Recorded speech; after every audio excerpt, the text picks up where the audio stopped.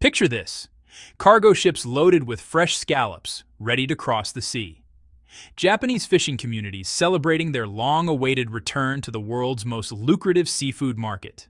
Hope, after nearly 2 years of devastating losses, finally flickering back to life. And then, in a matter of days, that hope vanished entirely. This is the story of how Japan lost access to a market worth over $500 million, not once, but twice, in less than 5 months. It's a tale of nuclear controversy, political miscalculation, and the immense power of economic countermeasures in modern geopolitics. 5 months before this recording, something remarkable happened. China made an announcement that sent waves of relief through Japan's coastal towns. Japanese seafood would be allowed back into Chinese ports, albeit under strict conditions. For fishermen in Hokkaido and beyond, this felt like redemption. The nightmare that began in August 2023 seemed to be ending. Early this month, the moment arrived.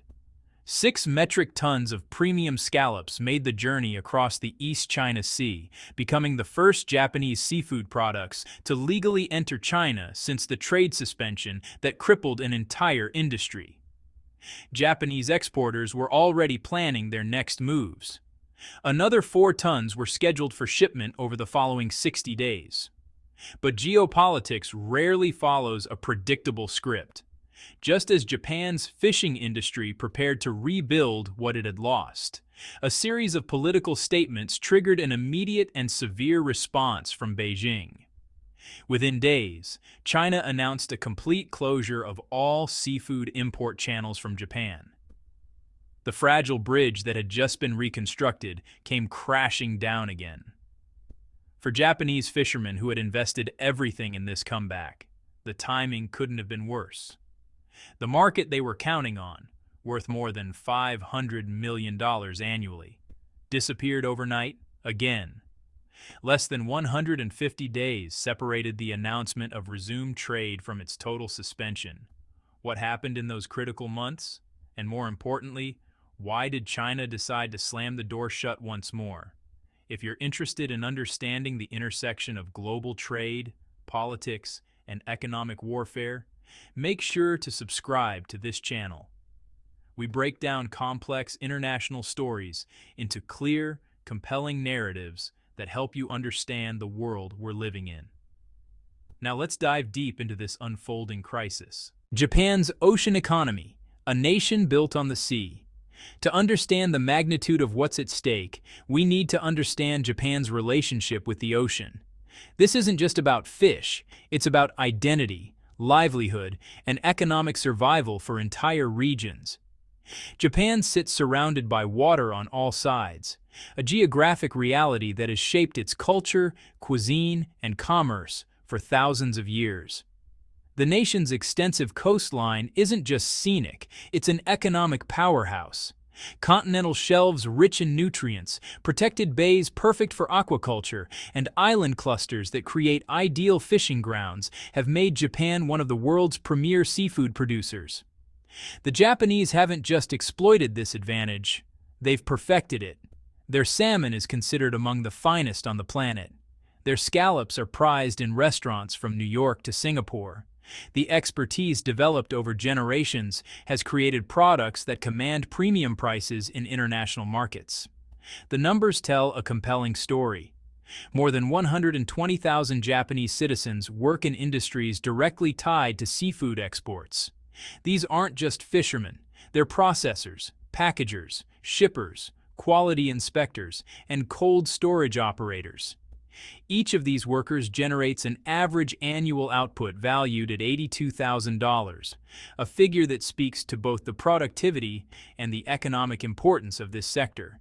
And the industry was growing.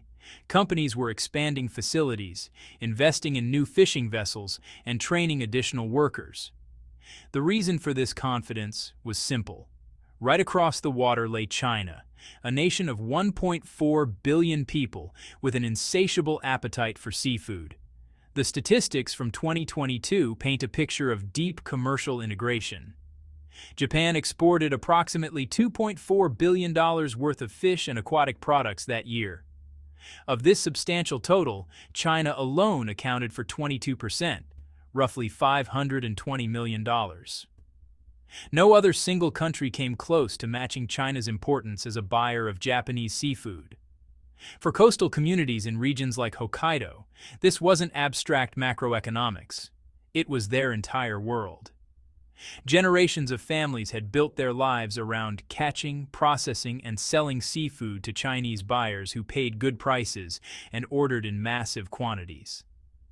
Then came August 24, 2023, a date that will be remembered as a turning point, not just for Japan's fishing industry, but for environmental politics across the Pacific Rim. The Fukushima decision, when science meets fear. On that summer day, Japan began releasing treated nuclear wastewater from the Fukushima Daiichi nuclear power plant directly into the Pacific Ocean. The facility, catastrophically damaged in the 2011 earthquake and tsunami, had been storing contaminated water for over a decade. Storage capacity was reaching its limit, and Japan's government decided that controlled ocean discharge was the only viable solution. Japanese officials insisted the water had been treated to remove most radioactive elements and that the remaining tritium levels were within international safety standards. They pointed to endorsements from the International Atomic Energy Agency and scientific panels that reviewed the discharge plan. But here's the problem with nuclear anything. Fear doesn't always follow the science.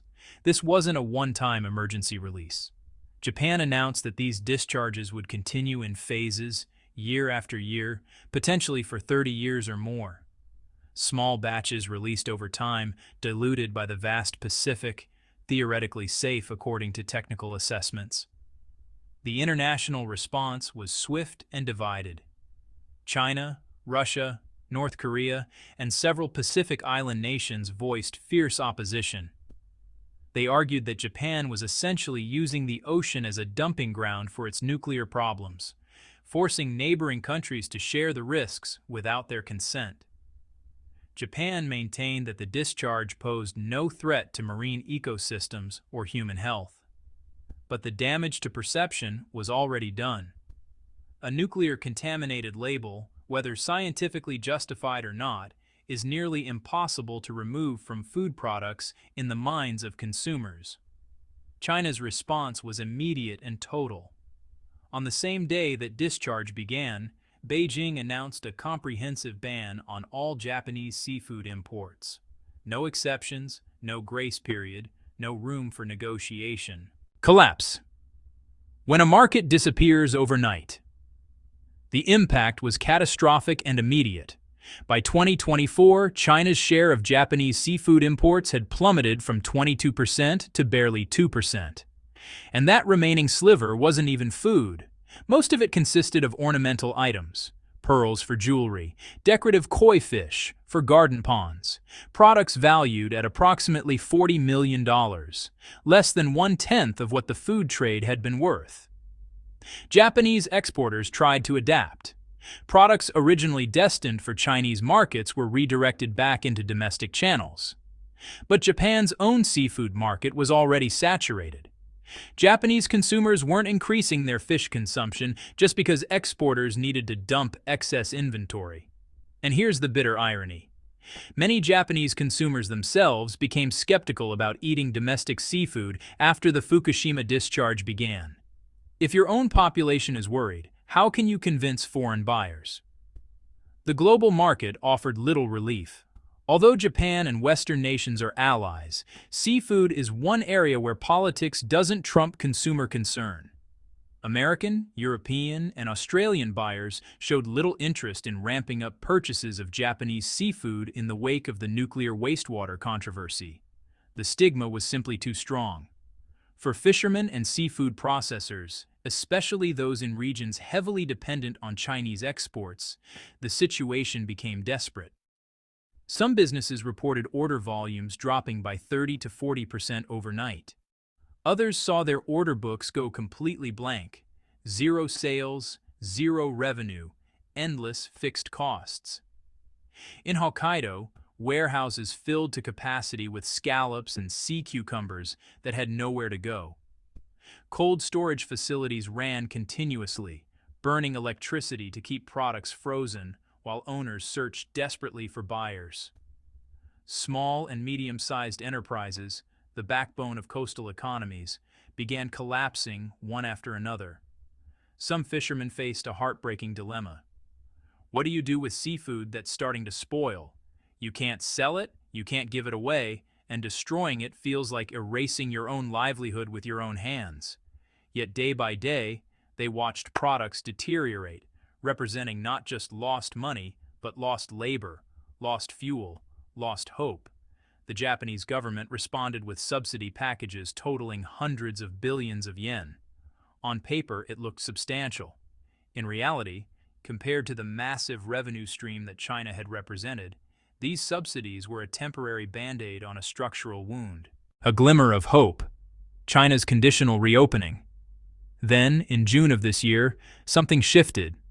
China announced it would begin gradually reopening its market to Japanese seafood. But, this wasn't a return to business as usual. It came with an extensive list of conditions that made one thing crystal clear. China was in the driver's seat. First, seafood from 10 high-risk regions, including Fukushima and surrounding prefectures, would remain completely banned. No exceptions, no appeals. Second, every Japanese company wanting to export seafood to China, even those that had been doing so for decades, had to apply for new certification under China's updated standards. Previous approvals meant nothing. Everyone started from zero. And these weren't just, bureaucratic formalities. The new standards were extraordinarily rigorous, exceeding typical international requirements in several key areas. For instance, if a company dealt with edible aquatic animals, both the farming operation and the packaging facility had to be separately registered and approved. Each represented a different inspection process, different documentation requirements, different approval timelines. Every shipment had to include 3 specific certificates: a sanitary certificate confirming the product met health standards, a certificate demonstrating the product had passed radioactive substance testing, and a certificate of origin proving where the seafood came from. Missing even one of these documents gave Chinese customs officials the authority to reject the entire shipment. Most significantly, China reserved the right to reimpose restrictions at any time if it detected safety issues or determined that Japanese oversight was inadequate. The reopening was conditional, provisional, and could be reversed instantly. Why did China decide to ease restrictions after nearly 2 years of total ban? The answer lies in data. Chinese authorities had been conducting independent sampling and monitoring of Japanese seafood throughout the ban period. They also reviewed international monitoring results from various agencies. The accumulated data showed that outside the 10 designated high-risk zones, radioactive nuclide concentrations in both seawater and seafood were within normal ranges and posed no measurable health threat. In other words, the science eventually supported a partial reopening, but only with stringent safeguards in place. By mid-November, nearly 700 Japanese exporters had submitted applications to regain access to the Chinese market. The approval rate? Less than half of 1%. Only 3 companies had successfully cleared all the hurdles. In early November, those first 6 tons of scallops finally made the crossing, a symbolic victory for Japanese fishermen, but a tiny fraction of what the trade volume used to be. Japanese industry representatives spoke optimistically about the next shipments, 4 tons scheduled over the next 3 months. It wasn't much, but it was a start, or so they thought. The political earthquake, one statement, massive consequences. Sometimes in international relations, a single sentence can undo months of careful diplomatic progress. November 7th provided a textbook example. On that day, Japan's newly appointed Prime Minister Sanae Takaichi appeared before the Japanese parliament. During the session, she made a statement that instantly set off alarm bells in Beijing. Takaichi declared that if China were to use military force against Taiwan, and if such action posed a threat to Japan's security, it could constitute a situation endangering Japan's survival, thereby giving Japan the right to exercise collective self-defense. Let me translate that from diplomatic language to plain English. The Japanese Prime Minister was saying that Japan might intervene militarily in a conflict over Taiwan. For China, this wasn't just provocative. It struck at the very heart of what Beijing considers a non-negotiable red line. China views Taiwan as a domestic matter, a question of sovereignty that tolerates no foreign interference. Any suggestion of military intervention by another country is treated as an existential threat. The Chinese Ministry of Foreign Affairs responded within hours, demanding that Takaichi retract her statement and issue a formal apology. It was a clear off-ramp. Acknowledge the mistake, walk it back, and both sides could move forward. But Takaichi didn't apologize. In fact, she repeated similar remarks in multiple public appearances over the following days, making it clear that her initial statement wasn't a slip of the tongue, but a deliberate policy position. This created an impossible situation for Chinese officials. How could they be seen as rewarding Japan economically, while Japan's leader was openly discussing military intervention in what China considers its internal affairs? The freeze returns. Economic consequences as political message. On November 19th, China's Ministry of Foreign Affairs announced the resuspension of Japanese seafood imports. The official explanation cited Japan's failure to provide promised technical documentation necessary to ensure product quality and safety.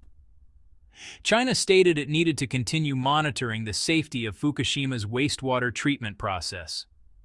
On the surface, this explanation makes perfect sense. Food safety is a legitimate national priority, and incomplete documentation is a valid reason to pause imports. But if you've been following the timeline, the real trigger becomes obvious. The import suspension was announced just 12 days after Takaichi's controversial statement about Taiwan. The correlation isn't subtle. This is how modern economic statecraft works. China didn't issue angry press releases or recall ambassadors. It shut down market access. The message to Japan was clear. Political provocations have economic costs, and seafood was just the beginning. Tourism and freefall. The broader economic fallout. Japan's tourism industry has become increasingly dependent on Chinese visitors over the past decade.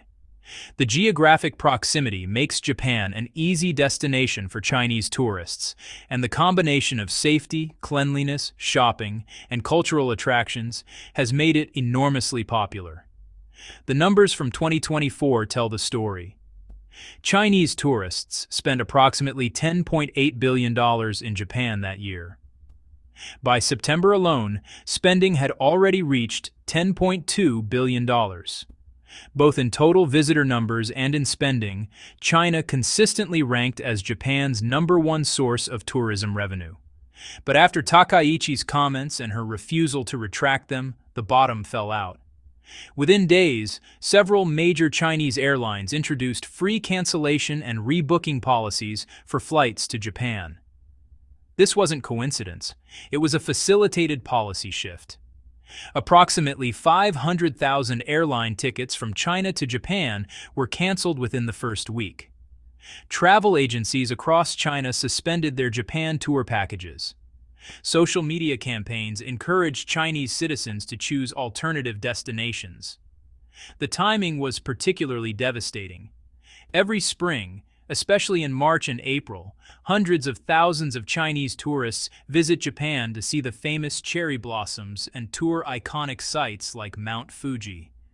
These seasonal influxes represent crucial revenue for Japanese hotels, restaurants, transportation companies, and attractions. But current trends suggest those 2025 cherry blossoms might bloom largely for domestic audiences. The unified response from Chinese consumers, whether organized or organic, demonstrated the power of collective economic action. The stock market reflected the panic. Airlines saw their share prices drop. Hotel chains suffered. tourist attractions watched their valuations decline. Even Tokyo Disney Resort's stock fell by approximately 7%. Within less than a week of the tourism slowdown becoming apparent, Japan's GDP contracted by 0.36 percentage points, a stunning demonstration of how quickly consumer sentiment can translate into macroeconomic impact. Japanese officials sent representatives to China to discuss tourism issues and explore ways to rebuild the relationship. So far, these discussions have produced little concrete progress. The beef block. An old ban reinforced. While attention focused on seafood and tourism, another product quietly found itself locked out of the Chinese market: Japanese beef. Technically, this wasn't a new development. The ban on Japanese beef exports to China dates back to September 2001, when Japan reported its first case of bovine spongiform encephalopathy, commonly known as mad cow disease.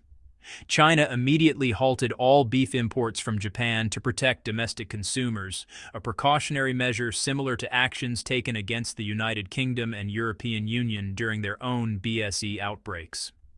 For nearly 2 decades, Japanese beef producers were shut out of the Chinese market entirely. The ban was comprehensive, covering not just fresh beef but all related products. In November 2019, there was a breakthrough.